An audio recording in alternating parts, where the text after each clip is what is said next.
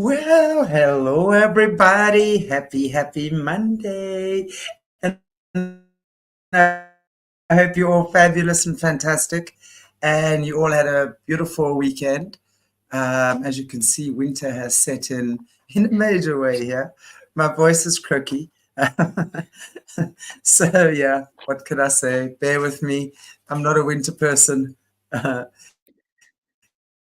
Anyway, welcome back, Bryce. How are you?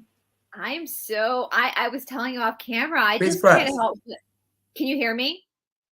Can you hear me? I know there's a little bit of delay, guys. Welcome to Yes, I the think we have a lag week. though. This has to Yeah, do we with have a the lag. week we've been through, guys. Mars and Uranus are squaring off right now, and as we were saying behind the scenes, Shanti, is you can't help but laugh. Like, we just have to laugh at what's going on, because otherwise you'd cry. Because, I mean, thus is the life we signed up for when we came to this earth, right? Absolutely. Absolutely indeed. But you keep freezing. So I'm not sure if it's my internet or yours, but we'll keep a check on it.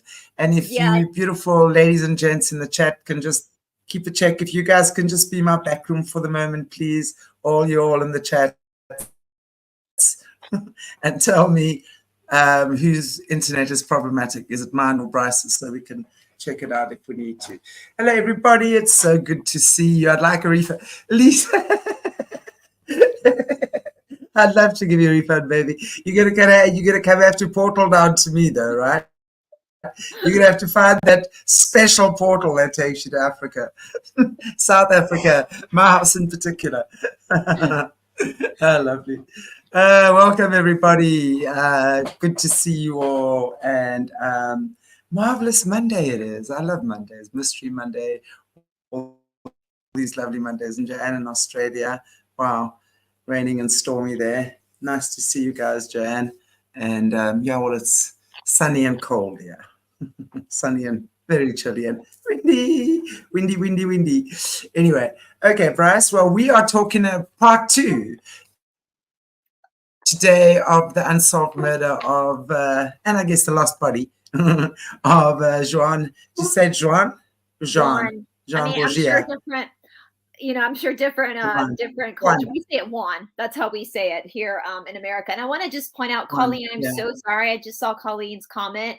I am so sorry, Colleen. That is so tough to go through. And I just hope that you can move through this as swiftly as possible. Lean into your grief if you need to. But no, one of my favorite quotes, I have a lot of favorite quotes, is some of the best days of our lives have yet to happen. So just go forward knowing that some of the best days of your life have yet to happen. And so there is stuff to look forward to in the future. So I'm super sorry about that, Colleen. I think we've all been in that situation where we've been heartbroken. So I just want to acknowledge that with you, Colleen, because that's tough. That's part of the tough road of being a human, right? Is going through stuff like that. But we can all understand where you're coming from, because we've all been heartbroken. So yeah. Anyway, but I mean, we're going to be talking about a heartbroken. Indeed, I'm sorry to hear that, honey, Colleen. Sorry, Colleen. That's not nice. But hey, one thing I know for sure is that when change comes knocking at your door, it's the perfect time. It doesn't always feel nice, because most of us are creatures of habit, and we like to stay in our space, even though it might be a very uncomfortable comfort zone. And God, your higher self, knows when you need to move forward or when change needs to occur. And when change needs to occur, you're going to get all the signs. So lots of love, and I hope it heals up quickly. Anyway, okay, Bryce, tell us about this unsolved murder. And I got to give you guys a little bit. And I apologize. Yeah, guys, we're on a delay here. I'm so sorry. I was supposed to film with our friend Tamara in Australia this morning, but she had internet interruption. So we're going to reschedule that one for Friday, guys. We know the whole Microsoft thing happened, so please forgive us if there's a little bit of internet delay. We started talking about Juan Borgia last week, and of course, I love a good unsolved schmurder, we'll say, because of the algorithms. And this one's a 500-year-old unsolved schmurder. So how fun is this? But I will say, I didn't get a chance to tell you this, Shanti. So next we're gonna talk about Joffrey Borgia, which is the youngest Borgia. But then, y'all, I have been researching some of their descendants, and not surprising, some of the juicier stories come from their descendants. So I cannot wait till we move further down the line from some of these people's descendants. And I think, in my personal opinion, we're still dealing with their descendants today. That's just my personal opinion. But so this is just the beginning. I always, you know, Shanti, when I think you and I are both very woo-woo. Obviously, a lot of our audience are very woo-woo, and I don't believe in a coincidence. And I've been fascinated by the Borgia family for a very long time as a lover of history. And I always thought that their scandals were so fascinating and so just juicy. But it's taken me like 4 years to actually cover them, which is very strange, because you would think opening up my channel, this would have been one of the first families I covered. But I feel like God and the universe has specific timings for things. And I feel like us talking about the Borgias right now is really important for what's going on in our world right now. And if that's anything I can contribute, and we can contribute to this mass awakening the world is going through, is like revisiting some of this stuff and like seeing where the patterns lie, then and gossip and have fun doing it and laugh at them while we're doing it, then you know, awesome. So I'm just gonna recap a little bit, because Juan Borgia, once again, because last week I know we finished up some Cesare stuff. And if you guys are new to this, I would highly suggest going down in Shanti's playlist from Aquarius Rising Africa and looking through our past episodes on some of the other Borgia characters.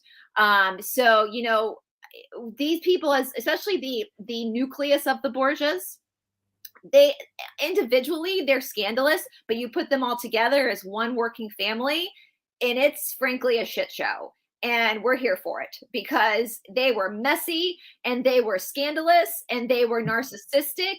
And, you know, don't get me wrong, I would not want to live in the timeline as the Borgias. I think we've got enough living on the timelines with the Clintons, but so because we're so far removed from them, we can actually look at these this family a little bit more objectively. And so Juan Borgia, his real name was Giovanni. They called him Juan as a nickname, so that's what I'm going to refer to him as, because that's mostly how he was referred to. Again, he was the second born son of the 4 siblings that were all full-blooded siblings. So again, Rodrigo Borgia, who became Pope Alexander VI, he had like 11 kids in total of illegitimate children, but Cesare, Juan, Lucrezia, Joffrey were 4 full-blooded siblings, which to me, especially, you know, in our world today, I feel like whether you're a half sibling or a full-blooded sibling, it doesn't really matter, because our culture is very different around that. But in this time period, these 4 siblings pretty much grew up together, and really kind of, in my opinion, had a lot of similarities that we have now with our full-blooded siblings, right? Living in the same house, you know, so there's some commonality to how these people at this time behaved within their own family. But again, Juan was the second oldest son. As we spoke about with Cesare, there was a lot of sibling rivalry between Juan and Cesare, which is going to play out in Juan's schmurder that we're going to talk about. Cesare, of course, was pushed into the cloth, into the church, whereas Juan was pushed into military service. And we definitely see a lot of contempt from Cesare, because if you're in the cloth, your rise to power in the Catholic Church, going into a cardinal, to a priest, a cardinal, all the way up the ladder, is going to take a lot longer than in military service. And so Juan started like hitting his goals, we'll say, like his vision board, hitting that a lot faster than Cesare did. And I think looking back, especially for those of us who are not a part of this story, and we're also a lot older than they were at this time, we can kind of see how there might have been a lot of jealousy between the two. I believe it appears that Cesare was definitely closer to Rodrigo Borgia than Juan, but Juan appeared to get more of the accolades. But again, I just think it's because he was able to acquire things faster because he was designed for the secular world by his father. So on the 29th of January, 1988, Juan was sent back to Granada, Spain, where the family is originally from, to live with one of his half brothers, Pierre Luigi, by many years. Like Pierre Luigi could have been his own father. Pierre Luigi had a very tight relationship with Ferdinand II, who was the King of Aragon. This is Isabel and Ferdinand, the big, powerful Spanish. This is back in the time when when Spain was one of the dominating empires in the world. Like people were afraid of Spain because they were such a military force. And there had been some history with the Moors invading Spain, and Granada was still held by the Moors, so by the Islamic Emirates. And, you know, Isabel and Ferdinand were very famous for their Spanish Inquisition, where they tortured a lot of people. We're going to get into that actually with one of Juan's descendants a little bit deeper into kind of this Inquisition type of abuse that was kind of rampant all over Europe. But we know the Spanish Inquisition was really, really, really strong. And Pierre Luigi had basically helped Ferdinand II secure Granada back for Spain, kind of eliminating the Moors. And this was called the Granada Wars, and they had gone on for a very long time. And so with that being said, to show, for Ferdinand to show his appreciation to Pierre Luigi, he made him the Duke of Granada. A duke is a prince. And so young Juan goes to live with his older brother, his half-brother, Pierre Luigi, to basically learn how to be a military guy. Like like this is how things were done back then. Like schooling was more apprenticeship based than it was testing like we do today. And which I actually think is better, to be honest with you, than what we do today in schools, to actually go and learn, you know, kind of that parampara, as we say in Sanskrit. And so, but something very interesting happened, not super weird for the Borgias, but Pierre Luigi, not long after Juan moves to Granada to learn how to be a military man with his older brother, gets murdered himself. He gets he's assassinated basically. And he was like he's like in his early 30s. And Pierre Luigi, not only had he adopted the title of Duke of Granada, but he was actually engaged to be married to Maria Enrique de Luna, who was cousins to Ferdinand II. They weren't married yet, but when he was murdered, he had a will that granted Juan the dukedom. So Juan became the second Duke of Granada, and Juan also inherited his fiancée. Ladies, because women's history is just a very interesting topic. So ladies, thank God we weren't born 500 years ago. How I would love that, just to get married or get engaged to someone and then just be passed on as his property thereafter to whoever is in his will. Exactly. Like, can you imagine the trauma? Like, I mean, you finally accept that your dad is like arranged for you to marry this guy. So you finally come to terms with that. Then he's murdered. And then all of a sudden you're informed that your engagement has now been like passed down.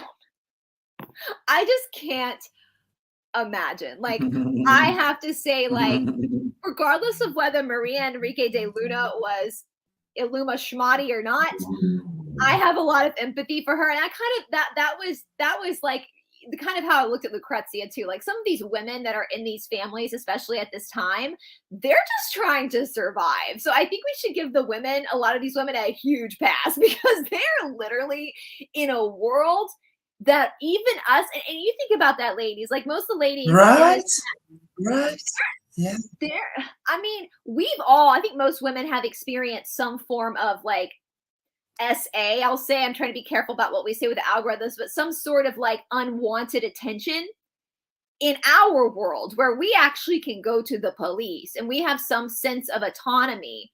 These women had no autonomy. And that's why with Lucrezia, like if she was out there poisoning men, I kind of laugh and be like, get it, girl. Like if that's what you had to do to like have some peace of mind and not be RAPE'd all the time by these men, then I don't blame you for poisoning them. If that was your self-defense, then God bless you, girl. You know, and so I have a lot of empathy for Maria Enrique de Luna.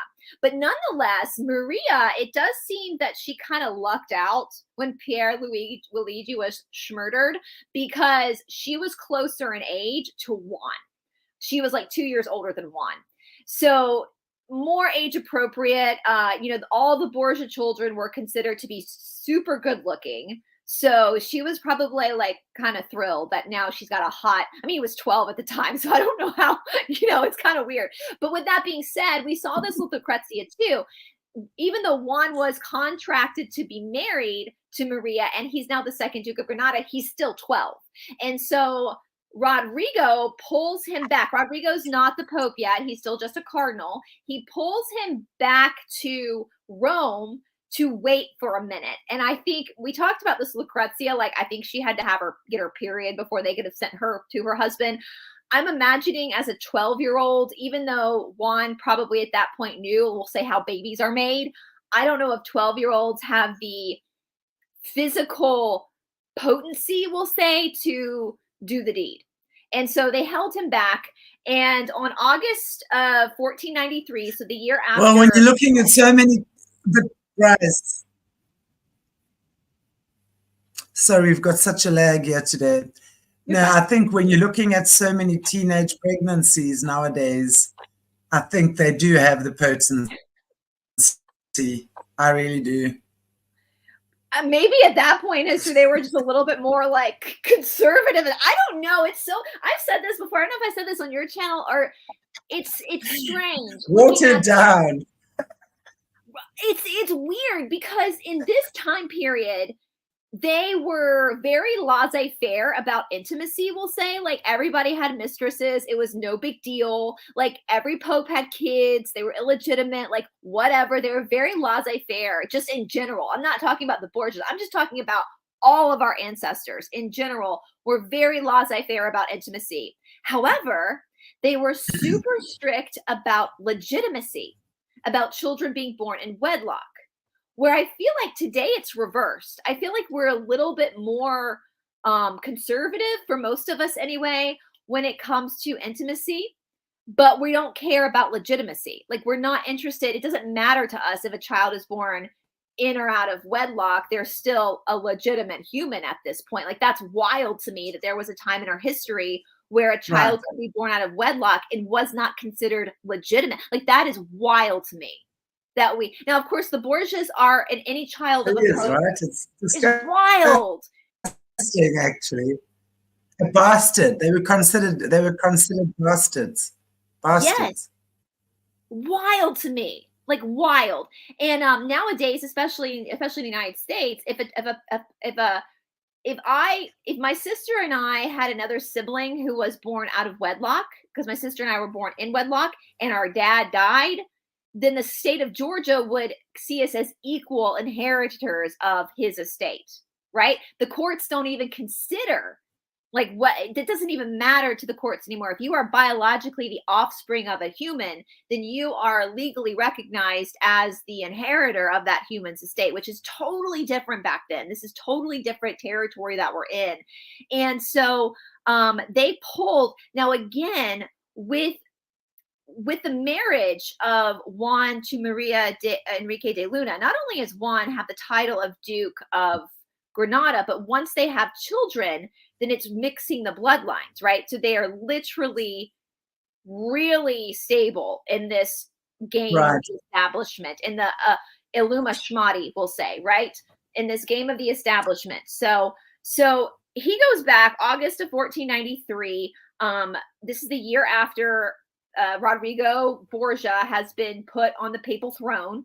And so daddy's the Pope, as we said last time. Like, I saw a comment that was like, how gangster to say my daddy's the Pope. Like, that's the most gangster thing you can say is my daddy's the Pope. Like, how mafioso is that?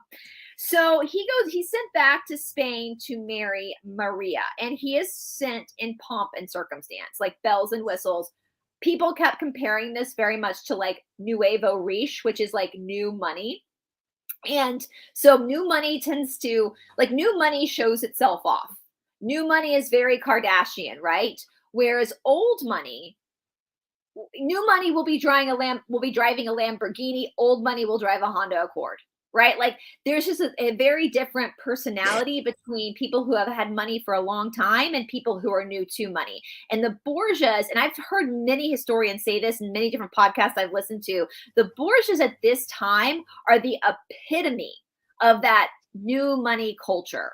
This is also the Renaissance too. So we're going to get a little bit into what that means when we get to a Schmurder. So he goes to Spain with pomp and circumstances. He marries Maria. And what we see looks like a pretty decent marriage, actually, for an arranged marriage. Juan and Maria spend 3 years in Spain. They have 2 children. Juan de Borgia y Enrique, who was born November 10th of 1494. He would go on to become the 3rd Duke of Granada once his father is schmurdered. Then they have Isabel de Borgia and Enrique, who was born on January 15th, 1497. Now, she never knew her father. She was born 7 months after her father left Spain. So while Maria was 3 months pregnant with Isabel, Juan gets called back to Spain by his gangster daddy Pope. And his father is basically, this is where we see a lot of issues with Cesare and Juan, as I was referring to in the beginning, because at a very young age, Juan has literally ticked things off his vision board, we'll say. Like he became the Duke of Granada. He's married into the Spanish royal family. He's had children in the Spanish royal family. So he's crushing his goals. And so when he goes to Rome, his daddy Pope, makes him the Duke of Sesse, the Grand Constable of Naples, the Governor of St. Peter's, and the Captain General of the Church. So the Captain General of the Church, this is the big one, because this makes him head of the Papal Army. I shit you not. This kid has no experience in war. He got his titles because his older brother was schmurdered. That's how he got his titles. Like Pierluigi, even though I think Pierluigi was probably corrupt too, at least I could justify that and be like, well, Pierluigi has actually proven himself that he does know what he's doing militarily. Juan is just a spoiled little brat who likes to party and just got this placement because Pierluigi was unalived. He's never been in a war. Like, dude's never been in a war, but now he's head of the Papal Army. Like, is this not concerning? If I was alive at that time, I mean, we know about that in our governments. We look at some of these people and we're like, this is concerning because they're supposed to be like the head of something, but they can't even remember where they are, like Mr. B. Like, it's very concerning. But this is a young boy who's wild. Right. You know, and so if I was in the Papal States, because we have to remember that the Vatican is like a monarchy itself. And so the Papal Army is protector of the Papal States. And there's all these wars going on with all these principalities of Italy.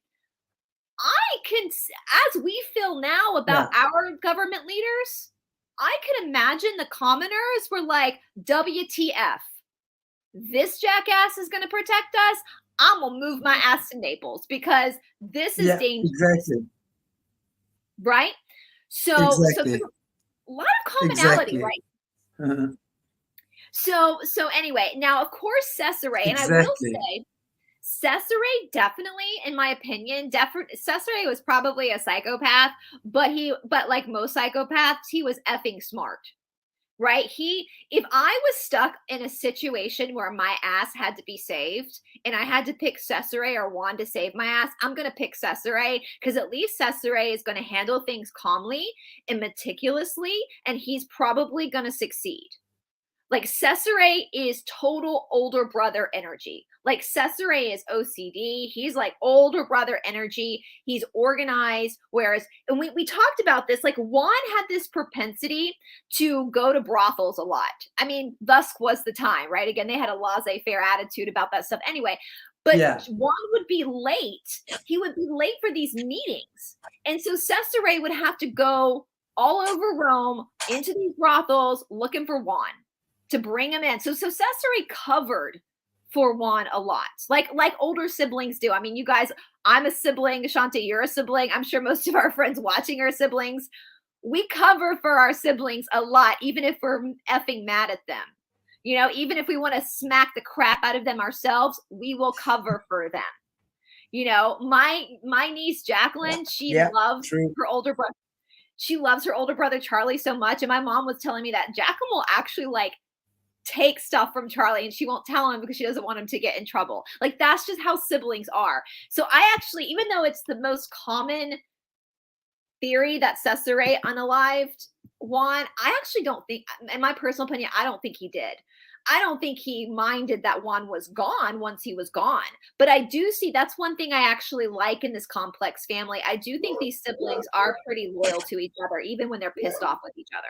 They might do crappy things to each other, like bang their younger brother's wife, but there's still kind of, there's that loyalty. We saw that with Lucrezia. So nonetheless, Juan is walking around Rome with a big ass head, thinking he's just the most gangstery of gangster kids when he's literally like in his 20s. He's so young. He's new money. He's a hothead. I watched a podcast where this historian who specializes in clothing, historical clothing, which I didn't know that's something you could do, which I find that job really fascinating. And she explained what the outfit would have looked like for new money in the Renaissance for men. Y'all, check this out. Basically, whatever, go to a pride parade, and whatever a gay man is wearing in the pride parade is basically what Renaissance men wore every day. So they would have had mismatched stockings on, lots of colors, lots of velvet, lots of jewels, lots of feathers in their hat. And these are straight men. So this was, so it's comical for us now, right? That's very, so Juan would have been walking around like a damn peacock, like a damn peacock, showing his feathers to everyone. Okay. And this is really important for the night that he was murdered. So remember this, whereas Cesare would have been in the cloth. He would have just been in a black robe. All right. So let's talk about the night that he was murdered. So we're going to set the scene. Aquarius Rising Africa SVU. We're the detectives.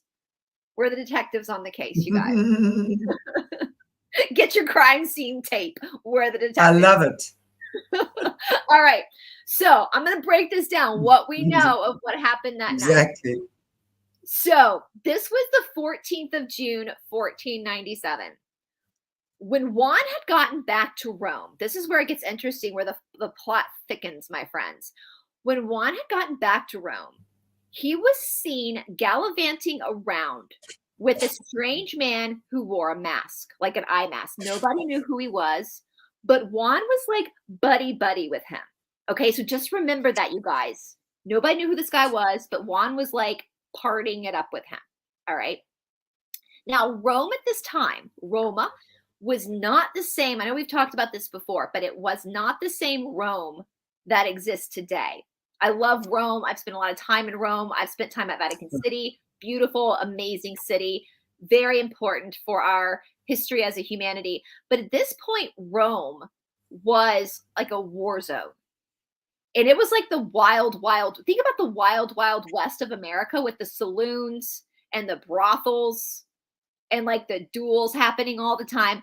That's what Rome was like, with feathers in their hat and purple stockings on. Like, that's what Rome was like. All right. And so Rome was very dangerous. It was a very dangerous place to be. You had the Vatican that had the walls, so the palace walls. But when you exited out of the Vatican, you were going into like very troubled territory. And you've got very poor people, commoners living there as just trying to survive. Yeah. You know, and so if you're walking around like a freaking peacock amongst the poor people of Rome, you're going to stand out like a sore thumb, and you're probably going to piss people off. Okay. You know, you're not acting very humble. Okay. And nonetheless, he's back. He's got this friend that nobody knows anything about, this random dude who's wearing a freaking face mask. All right. So let's set the scene. It's the 14th of June, 1497. All four of the Borgia children ARASVU. Yes, Colleen, we should make a t-shirt about that. Nothing goes past us. You've got Cesare, Juan, Lucrezia, and Joffrey. All four of the Borgia children are having dinner that night with their mother. They're at their mother's house. Very sweet. Like I'm saying, they had a very close relationship. So after dinner, the siblings all leave to go back to the palace. Now, I looked at where the mother, because, you know, guys, I want us to solve this case. So I actually got on the map of Rome and looked at where they believe their mother's apartment was in Rome, which is the Basilica of St. Peter in Chains. So that's near that basilica was where Vonesa lived. To the Vatican, that's like 7 kilometers. So I would say for the Americans, let's say 10K is like 6.2 miles. So I would say maybe like 4 miles. So back in those days when you're walking a lot anyway, that's not a long, or you have horses too, like that's not a long journey from, right? They don't have that far to travel. So how much can happen? Yeah. In this radius to go from their mom's house to the palace apartments where they basically reside with their father. So the siblings are heading back to the palace, and Juan decides that he is going to go seek further entertainment. What does that mean, my friends? He's going to a brothel. And his masked friend shows up to join him to go out to party, basically. I mean, he's in his 20s. Most boys in their 20s want to go to the bars and party anyway. It's just at this point, the bars were more brothels. And so a lot of eyewitnesses saw this happen. Cesare, so Lucrezia and Joffrey kind of head off to the Vatican, and Cesare and Juan are hanging back. And Juan is like kind of arguing with Cesare, like, no, I'm going to go party, dude. And Cesare, being the older brother, is like, no, man, we got to go back to the apartments. But this masked guy comes up. He's like, no, dude, I'm going to go party with my friend. And so a lot of people saw Juan depart from Cesare. He got on one of his horses with one of his servants and this masked man to go off in what's called, at that time, was called the Square of the Jews. And you can actually look on a map and see where this area was. So the Square of the Jews was like very much kind of like the rough side of, like the real rough side of town. Like not, and they tried to keep a lot of the Jewish populated like they do, even though most of them are of Jew anyway. This is just a very rough part of town called the Square of the Jews. All right. So that's where they're going. That's where they're seen going into this particular part of town. Juan, his servant, and his friend, the masked friend. They're on their horses. So why are they going into the rough side of town? Obviously, again, brothels. So he gets off at this particular point at the square, and he had lots of witnesses, told his servant to wait for him at this particular place with the horses. And he told his servant that if he was not back by 10 p.m., that his servant could be released from his duties and could go back home. Okay, so that's the last we see of Juan for a few days. So Juan doesn't return home to the palace. So at first, Cesare is like, oh, crap. He's like, so Cesare goes out to search the brothels again, like he always does, to try to find his hungover brother, pull his ass back to the palace because his dad's looking for them, right? Juan is, again, the head of the papal. He's got a job to do. He can't be hung over every day of the week. So Cesare goes looking for him. No one can find Juan. So as the day goes on, the 15th of June, Rodrigo decides something must have happened. And so he employs a search of all over Rome, searching for Juan. All right. Now, they find Juan by the 16th because, and this cracks me up. This actually makes me laugh because a witness came forward. The search was for Juan Borgia, the Pope's son. A witness came forward and said that he saw 5 men throw a body of a very wealthy noble, so obviously a peacock, lots of feathers, lots of different colors on his clothes, into the Tiber River. And the authorities are like, well, why didn't you come? This is what makes me laugh. Why didn't you come earlier and report this? And the dude was like, do you know how many bodies get thrown into the river multiple times a day? Like, he's like, that's normal. Like, that's just the normal Tuesday. Like, bodies getting thrown into the river. I mean, this is the Wild West, y'all. People are getting murdered like crazy, and their bodies are being thrown in the river. Like, I think that's where the mafia got the whole term "swimming with the fishes," was because of this crap. So this literal commenter, yeah, the authorities like, why didn't you tell us earlier? And he's like, because this is just a regular Tuesday, y'all. Like, this is just what happened. Welcome to the land of the commoners. Like, we see bodies thrown into the river literally all the time. But I noticed this guy was very colorful, so obviously was a noble. And then I heard one was missing, so I thought I might tell you guys that there was a body that was very colorful. So they finally, and this was near the Hospital of St. Jerome at that point. And so on the 16th, Juan's body was pulled from the river. They did pull his body from the river. His servant had also been murdered as well. They found his servant's body too, the one that was told. So somebody, now I laughed so hard at this because when they inspected the first assumption was that Juan had been mugged. Obviously he was mugged, but Juan had all of his jewels on him. Now at that time, and I laughed hysterically at this, at that time, men would wear like a coin purse on their belt. And Juan would always walk around with a lot of money in his coin. Now Rodrigo Borgia was one of the most wealthy men in Italy at this time. And so his kids obviously had a lot of money themselves. And all of his money was still in his coin purse. Now, I know the word fanny for other parts of the world means something different, but in the United States, we literally call that a fanny pack. You know, when you see dads at like Disney World and they have that strap on like thing around their belly where they've got their we call it a fanny pack here. And so I laughed. I was Why like, don't you just call it a moon bag? We call it a moon. We just call it a fanny. We call it a moon bag. It's called a moon bag, yeah. And fanny in America is your butt. It's your butt. It's not the first part, it's your butt. And so we call them fanny packs here. And I was like, like when they were describing the coin purse on his belt, I was like, dude was murdered in a fanny pack. Dude was murdered in a moon bag. Like, that's embarrassing. Like, I was like, that's so like, that is such a dad thing to wear. You know, like dads pull their khaki pants up high and they've got their little fanny pack on and they've got the passports, the money in it, you know, and it's like not, you know, not considered fashion forward at all. So I was laughing hysterically. I was like, I was like, Juan, that's embarrassing. You were schmurdered in a fanny pack. Like, that's embarrassing, dude. So anyway, but nonetheless, all of his jewels and his money were still on him.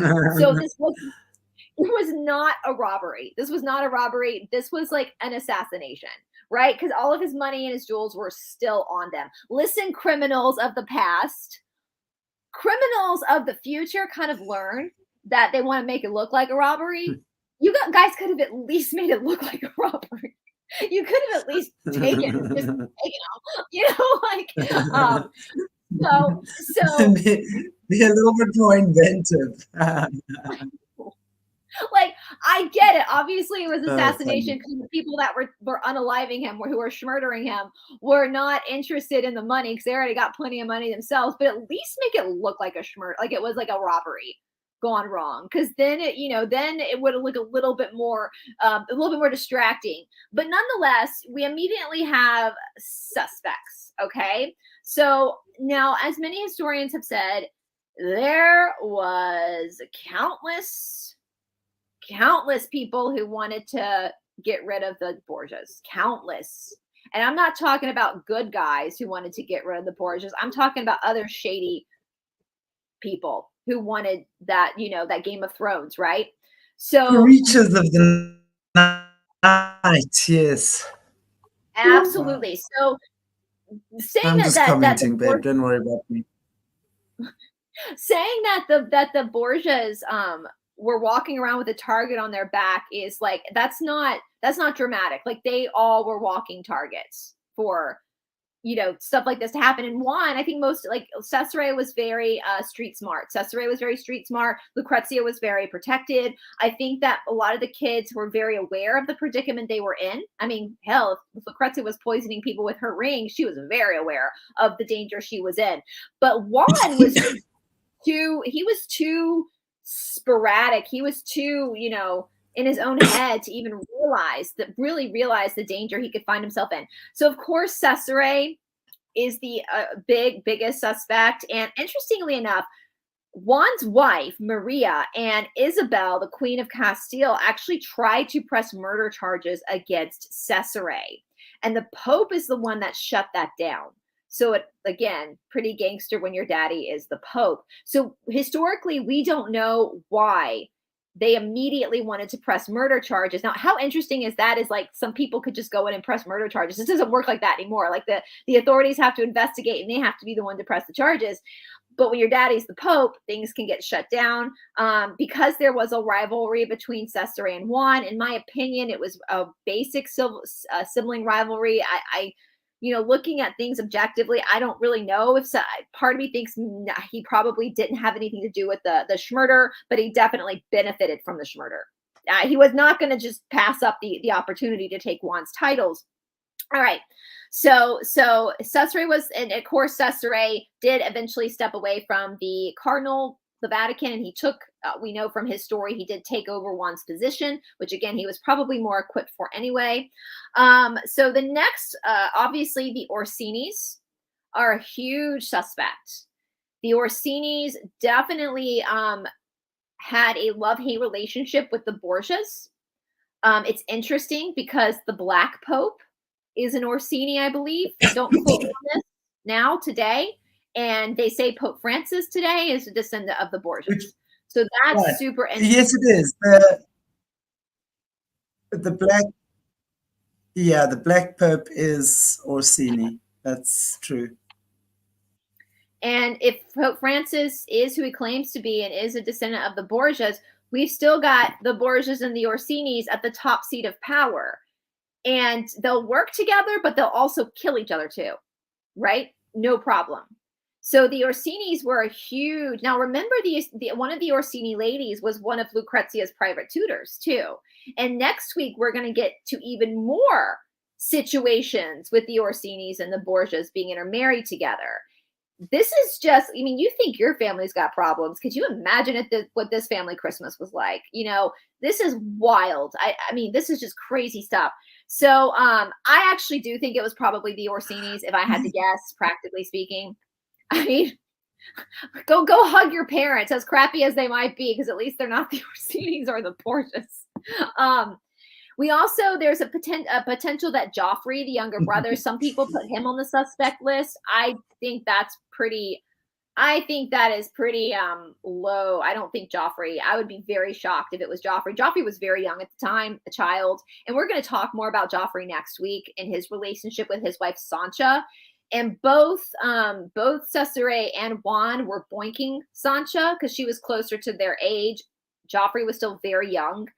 And again, even though people say it could have been jealousy, back in those days, like I said, they had a different attitude towards intimacy than we do today. So we can't look at that situation with our modern eyes. We might think that's effing weird and that's crazy, but we're looking at that from 2024 eyes, where back in this time, 500 years ago, it just was very, very different. And I just don't even think Joffrey knew. I don't even think he had a clue because he was so young, which again, we're going to talk about Joffrey next week. He was very young and innocent. He was the baby of the family. He totally had baby vibes of the family, you know, very protected. And I think he was happier playing with his trucks already. I don't know if they didn't have trucks back then, playing with his blocks than playing, you know, he was still a kid.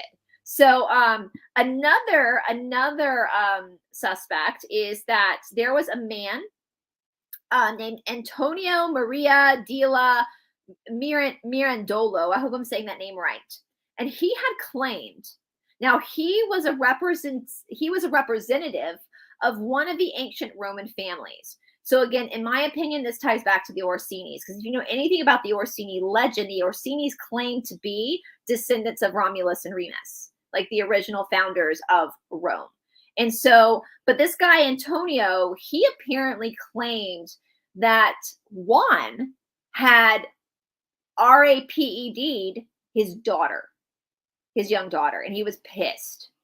Now, again, women at this time don't have autonomy. And so if Juan was going around doing that to women, it would not have been a legal issue. because women were not considered to be human, right? They were property. But the father of this daughter was very upset that Juan had deflowered his daughter against her will, had raped his daughter. So that too, to me, sounds, I would put him high on the suspect list. And he's a representative for the Orsini family. So even though you could say the Orsinis would have put the hit on Juan apart from the situation, if this guy is representing them, they could have together put the hit on this guy. Like, I think if we have any dads watching, if some douchebag did this to your daughter, you'd probably want to do the same thing, especially in a time when you can get away with it, right? And then a new theory was put out just recently. I don't know how much legitimacy there is to this, that Lucrezia put the hit on her brother. And this is kind of a new theory that's out there. And I don't know. And that just shows you guys that there are people in our historical societies, they are still investigating this, trying to figure out what the hell happened to Juan. And I don't know what the proof is they have of Lucrezia doing it. I highly doubt that, because after everything Lucrezia had been through with Cesare unaliving her husband, I think if a Lucrezia is going to put a hit on anyone, it's going to be Cesare. So I don't think, I'm curious to see, as more and more stuff unfolds, why certain historians are leaning towards Lucrezia being the one. Obviously she didn't do it, but she might have, oh, JUAN, no, but she over him killed, no, but do you really think, do you really, sorry, do you really think she had, that it was only one that organized it could the hit? I would say there could well have been more than one, a bit of a conspiracy. That's what I think. It could have absolutely been that. And I will say, JUAN, so no, Juan had nothing to do with the murder of her husband, Alfonso. It was Cesare who allegedly murdered her husband, Alfonso. So yeah, she wasn't taking revenge on Juan for that, because Juan was in Spain at the, it was Cesare who did that. So yeah, I think you're probably right, Chanti. And I think that's kind of the standstill that people were in then and are in now, because it's not like there's a clear story here of one person that couldn't stand this guy who's like the prime suspect. There are tons of people. Not only does Juan himself have enemies, but the Borgia family in general have enemies. So it could have been somebody who literally has had no controversies with Juan himself, but these people can't stand the Borgia, so they're just going to unalive Juan. We do know that at some point, we think, our historians believe, that Rodrigo knew who it was, because at one point, Rodrigo shuts down all investigations into Juan's murder. And we know that Rodrigo did go into a deep depression after Juan was murdered. So we know that even in his psychopathy and his abusive ways, he obviously had some love for his children, because we know he did go into a deep depression over the loss of his son, over Juan. And when I think about it, and historians are like, so it probably had to have been one of his family members that did it for him to call off the investigation. But part of me is like, not necessarily, because this again is the Wild West. This is the Wild West. So if Rodrigo Borgia found out, let's say he found out that the Orsinis were behind Juan's murder, if he were to point that out into the public or arrest somebody and execute them, it's just going to intensify the Romeo and Juliet, two households both alike in dignity, and fair Verona where we lay our scene. Like, it's going to intensify the safety of his other children. So Rodrigo could have pulled out of the investigation, right, he found out, in order to protect his other children and the House of Borgia's holding of power, right? So it's not, we have to, and I know that's hard for us, normal people who, if our child, if that happened to our child, we would fight tooth and nail for justice. But this is a very different time. And this is a dog. I tell you guys, like every freaking episode, if I were alive during this time, just let me be a damn peasant. Let me be a damn peasant, because the peasantry life just seems a whole lot easier than this crap. I don't know, all the jewels and the gold and the beautiful dresses is never going to give you the peace of mind that how do these people even sleep at night? They're constantly looking over their shoulder, you know? And so, and I've said this before, I think at this time, women, talking about women again, I feel like peasant women, commoner women, probably had more autonomy at this point than like Lucrezia did. Because we see this father, Antonio, loved his daughter. You know, there seems to be a little bit more power with the women of the peasantry versus the women of the nobility, because they're just pawns, right? So anyway, so Rodrigo Borgia halts the investigation. We still, over 500 years later, it's an unsolved murder. Now let's talk about the second mystery. Where the hell is Juan's body? So this is when I went doing my research, because this is the first time I realized that we've got two mysteries in one. And if I had read about this part of the mystery like 20 years ago, I would have been like, oh, shucks, just somebody lost a body. Oh, shucks, what a coincidence. Now I'm like, holy crap. On ARA, we have literally done a whole series on missing bodies and missing body parts of these hierarchy people. And my boyfriend, who is heavily researches this stuff, always, whenever I talk about this, okay, Chauncey, I'm sure we'll be back, you guys.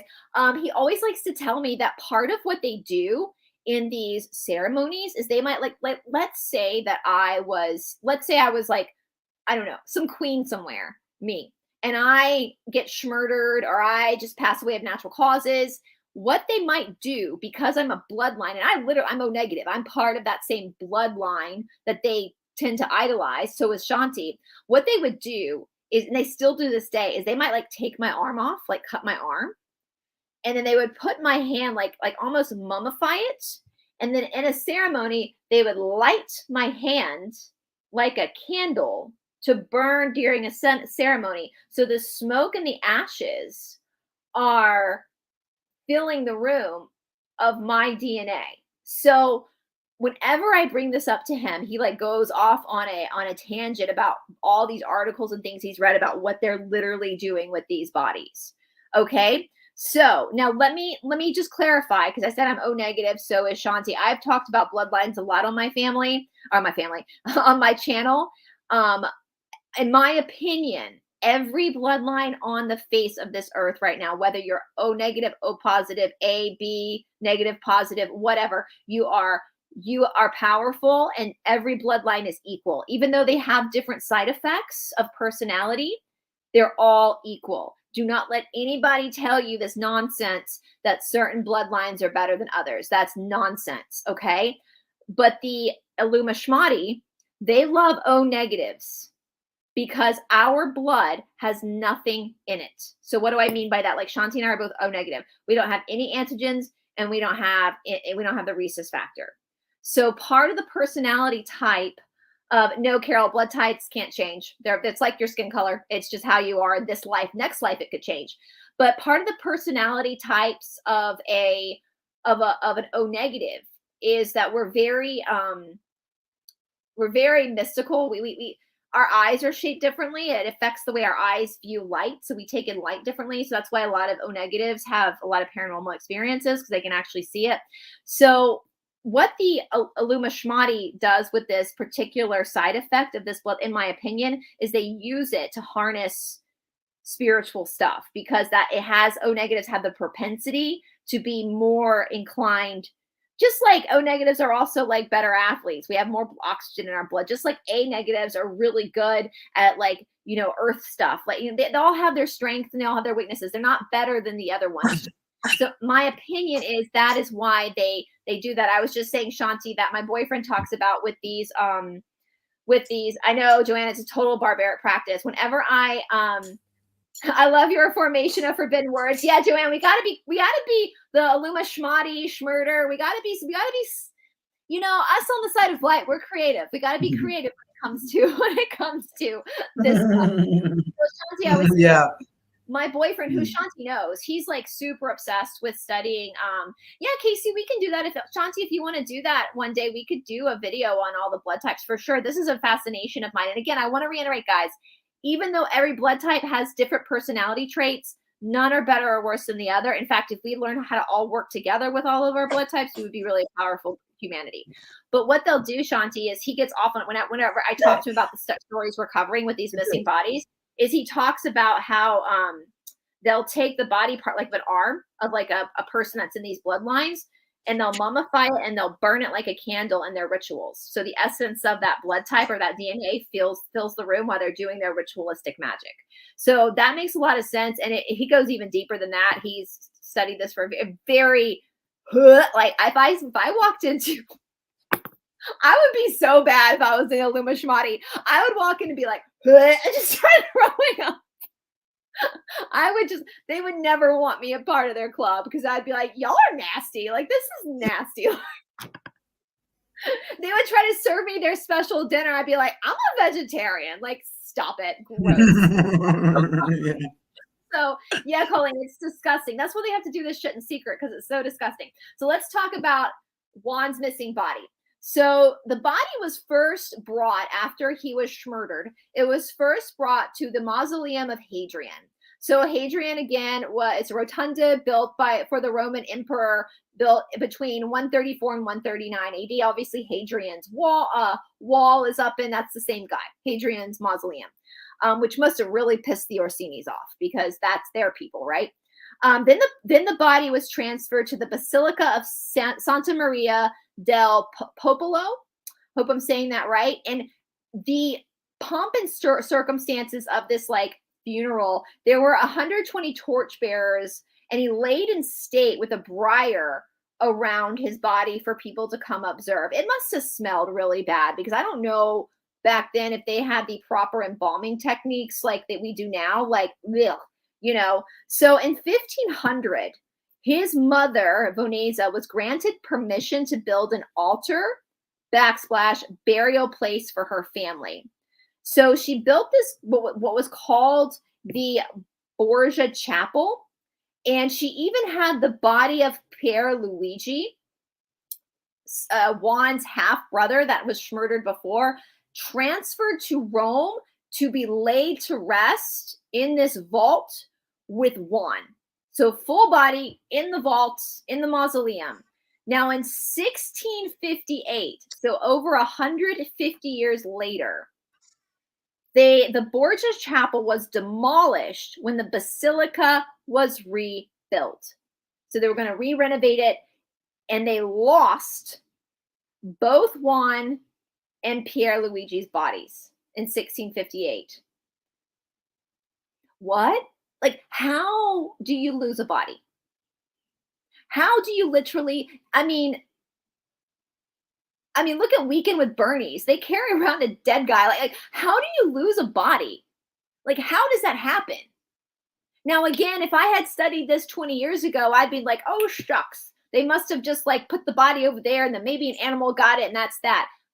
My ass, that's what happened. They pulled those bodies, and they're freaking using those bodies because these are bloodline people. That's my opinion. So yeah, that's the double mystery of Juan. Exactly. They're using, in my opinion, I mean, the more I'm listening to the things I listen to, they don't lose shit, do they? Using it for, you know, it's probably been, what do you call it when they're frozen, whatever, and then they're using, when you freeze the body and then using the DNA. I think they're using their body parts the way that my boyfriend explains it, to like get the essence, because I would guess that they're definitely, I was saying, Shanti, and we can definitely, if you guys wanted, Shanti, we can definitely revisit the blood types, because I've really, studying blood types answered a lot of questions for me about stuff I'd experienced. And so, but again, the reason why they like the O-negative blood so much is because we have the propensity to be quite psychic and to be quite spiritual. So they're trying to harness that. And when they burn these body parts of these people, that essence, cryogenics, yeah, Joanne, the essence of that energy is present in the ritual, if that makes sense. I know it probably doesn't make sense because it's wackadoo, and none of us would ever do that to anybody else, you know. So That makes, of course, everything. It makes perfect sense because it really does. You know, obviously, everything is energy, and if we're clever, and they're very good at stealing and lying and deceiving, right? So it's like I have no doubt in my mind that they most definitely have obviously had a lot of knowledge and are very, very clever. So they know how they do it.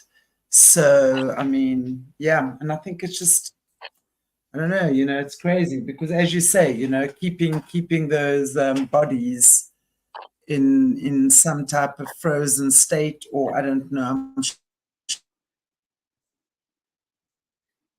sure, or not ahead of us, but you know, they have so much more information than what they give us, and they keep us dumb. yeah. So they say, oh yes, woo, we cloned Dolly the sheep, whoopity whoopity whoopity whoop, you know. Meaning things they're using, as you say, cryogenics. Transgenderism has been going on since forever. How much, what type of technology do you think they have to transgender a person? It's on another level, right? So they know these things. I mean, yeah, but they're not very clever. Sorry, they're not very creative. They're very clever, and they will corrupt that energy to the nth degree. They take the DNA, they create these Raphaim spirits, because, of course, the Raphaim spirits, or what people, Caleb call, he does not call them demons. He calls them Raphaim. The Raphaim and the demons and the aliens are pretty much one and the same thing. Right? I could see that. I would love to hear if, He's a and I know, yeah. Are you cutting out, guys? Is Shanti cutting out for you guys? Because I don't know if it's my internet. You're like cutting in and out. They don't want us talking about You this. cutting out for me too. Oh, really? They don't want us. We must be right, guys. They don't want us. I would love to hear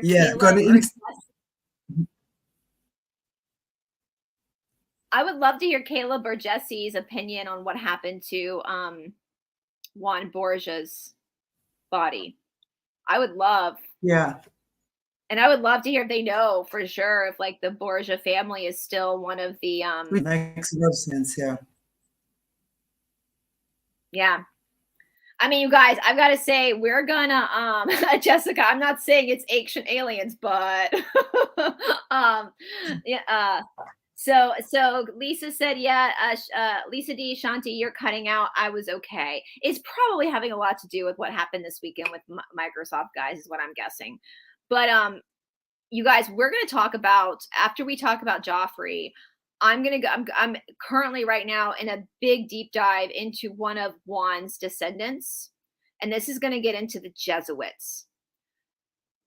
So I'm excited about talking about that because these Borgias have been causing trouble for a while for us. They didn't just end, and they have Pope Alexander VI. Yeah. I wish Caleb or Jesse would tell us, like, if they'll tell us, if they know, if the Borgias are still, if they know for sure. I mean, I think we pretty much know, but if the Borgias are like super active in this club that we're not in, that we're spying on, but we're not in. I'm pretty sure they are.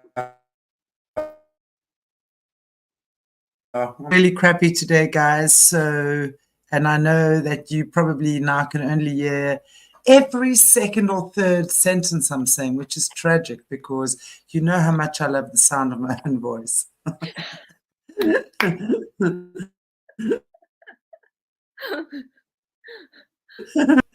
Okay, guys.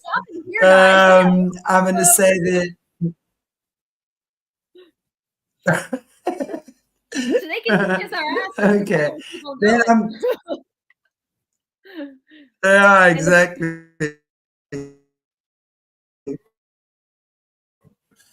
Yeah, it's just it's a Monday today, so hopefully for tomorrow we will check the premiere. I put a premiere up that's happening actually for you Americans probably early in the morning, 11 a.m. my time, so 5 a.m. Australia. I did a pre-recorded show with her. It's going on tomorrow. Oh, goodness. You see, here I go and come. Okay, guys. Mwah, mwah, mwah, mwah, mwah. Okay, bye.